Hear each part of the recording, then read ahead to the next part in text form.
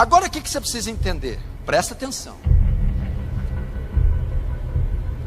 Essa visão dispensacionalista e pré-tribulacionista, ela é recente. Ela é a predominante hoje no Brasil e no mundo. Essa ideia surgiu de uma mulher chamada Margaret MacDonald. Ela teve uma visão que Jesus arrebataria a igreja secretamente e que depois retornaria.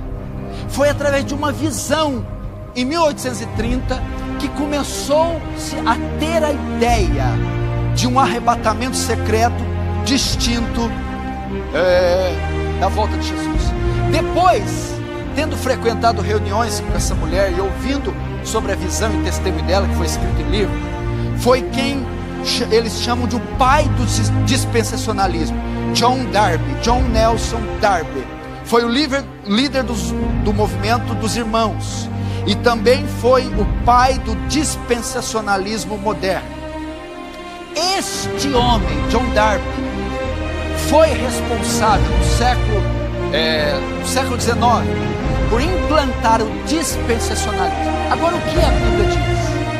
Onde estão os textos que comprovam que a volta de Jesus e o arrebatamento são um ato único? Vamos abrir Mateus 24 para você ver a simplicidade dos textos e dos fatos.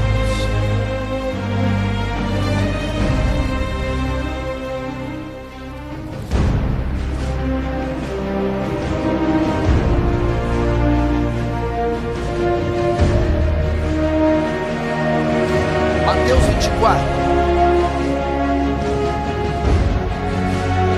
Olha só como o texto aqui está claro.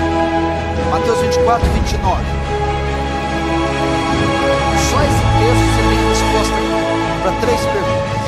Logo em seguida a tribulação daqueles dias, o sol escurecerá, a lua não dará mais a sua claridade, as estrelas cairão do firmamento, e os poderes do céu serão abalados. Então aparecerá no céu o sinal do Filho do Homem.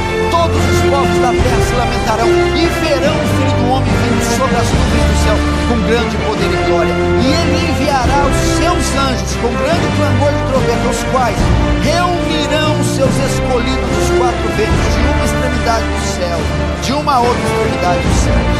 Olha só, verso 29. Logo em seguida a tribulação. Então, o texto está dizendo de um ato que aconteceu depois da tribulação, ok? Que tribulação é essa? Verso 21. Porque nesse tempo haverá grande tribulação, como desde o princípio do mundo, até agora não tem havido, e nem jamais haverá. Então 29 está se referindo à grande tribulação, ok? E o 29 vai dizer que logo após a tribulação, vamos lá de novo, logo em seguida a tribulação, o que acontece?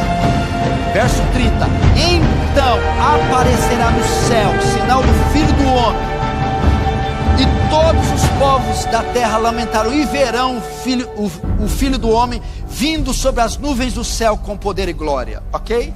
Após a tribulação ele volta. Até aí até os dispensacionalistas concordam.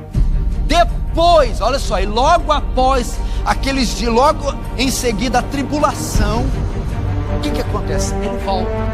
Mas o que mais? Vamos ver. Verso 31. E ele enviará os seus anjos com grande clangor de trombeta, os quais reunirão os seus escolhidos. O que é isso? Arrebatamento de uma extremidade à outra dos céus.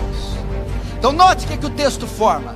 O que ele diz? No mesmo instante que ele volta, então verão no céu o sinal do Filho do Homem com grande clangor de trombeta, e ele ajuntará os seus escolhidos. Quando é que ele ajunta os escolhidos? No mesmo momento que ele volta. O arrebatamento se dá no mesmo instante que Jesus volta. E quando ele volta? Antes da tribulação, o 29, logo em seguida da tribulação, depois da tribulação. Olha como é que o texto é simples.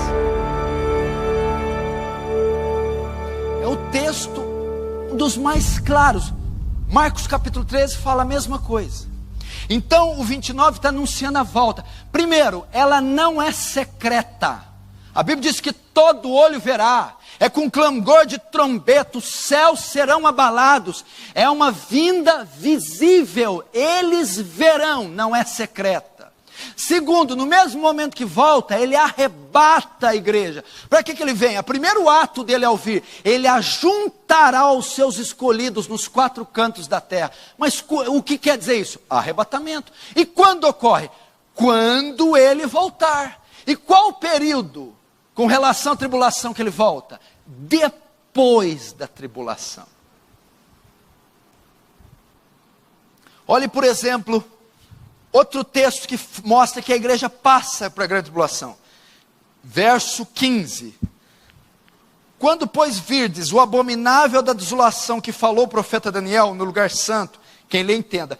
Então os que estiverem na Judéia, fujam para os montes. Quem estiver soberano, não desça para tirar coisa alguma. Para quem foi escrito isso aqui? Para a igreja? Então ele está dizendo, quando virdes, ele está falando do início da tribulação, quando virdes o abominável da desolação no lugar santo, então fuja, então começará. Se a igreja não estará aqui, como é que nós vamos ver? Quando virdes, quem que vai ver? Ele escreveu isso para a igreja, quem vai ver é quem estará aqui. Quem estará aqui é a igreja. Então, quando vocês verem esses acontecimentos, se preparem. Ele não escreveria algo para a igreja, pedindo que ela visse, se ela não estivesse aqui. Essa é a maior prova que ela estará aqui.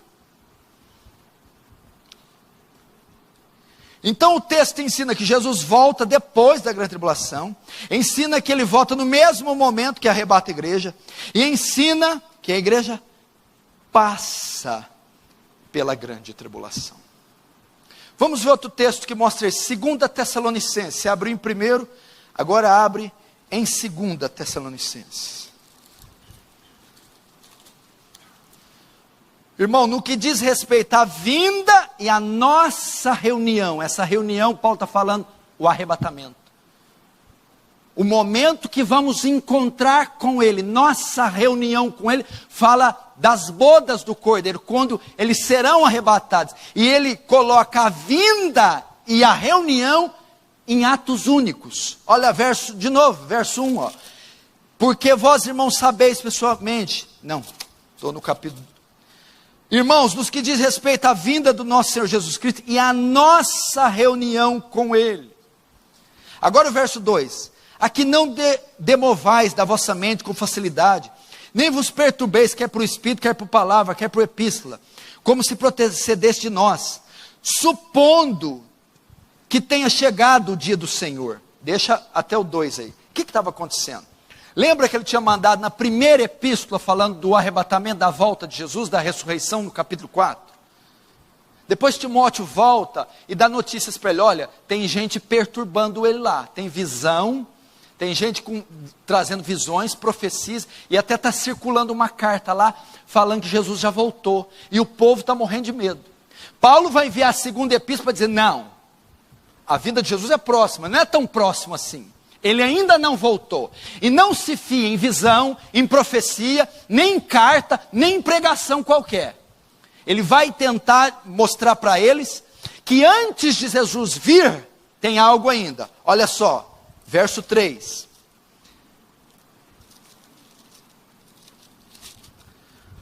Ninguém de nenhum modo vos engane, porque isto não acontecerá sem que primeiro venha a apostasia, e seja revelado o homem da iniquidade, o filho da perdição. O que Paulo está dizendo? Não, aqui já quebra a volta iminente de Jesus. Primeiro aqui já refuta isso. O pré-tribulacionismo dispensacionalista ensina que ele pode voltar a qualquer hora. Paulo está dizendo, não pode voltar. Não deixe ninguém enganar vocês com profecia, com cartas, com visões. Não será assim. Não será assim o quê? A volta de Jesus não acontecerá antes que. Então não pode ser iminente. Não pode ser agora. Não pode ser, olha, Jesus pode voltar daqui 5 minutos. Não pode. Por quê? Porque antes tem que se manifestar a apostasia e o homem do pecado. Sem que se manifeste a apostasia e o homem do pecado, ele não volta. Então como é que ele pode voltar a qualquer hora? Como é que ele pode ser iminente? Não. O que é apostasia? Um abandono da fé. A hora que as igrejas apostatarem, a hora que você começar a ver espetáculo dentro de igreja, porque você já está vendo, circo, show, roubalheira, adultério, a hora que o povo sair da verdade, ficar quase secularizada a igreja, é um sinal que ele está voltando, primeiro. E o segundo, e venha o homem do pecado, o anticristo. Então a volta de Jesus não acontece sem que venha o anticristo. É necessário o anticristo se manifestar. Aí ele volta. Agora vamos continuar.